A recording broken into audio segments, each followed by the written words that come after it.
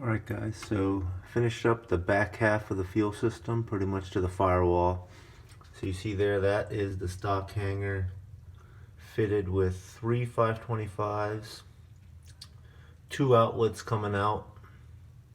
That one's the return, using the stock return. That's the vent hose. It's a stock tank.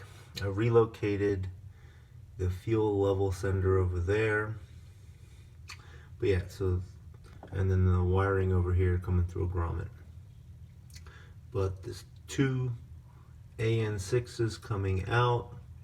Transition to 1/2-inch hose, which is going to go out like that, to a Y going to 12 AN.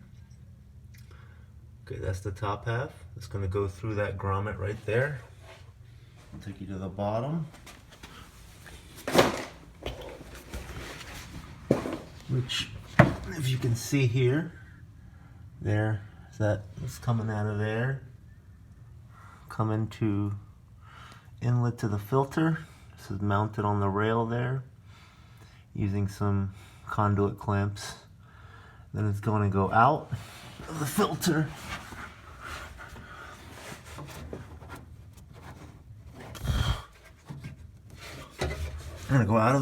there, up there, and then it's going to go tie in with aluminum line that I made that's clamped to where the originals go. So this is just AN line, AN weld-on fitting welded to essentially 1-inch tube all the way to the front. I'll take you around to the front there.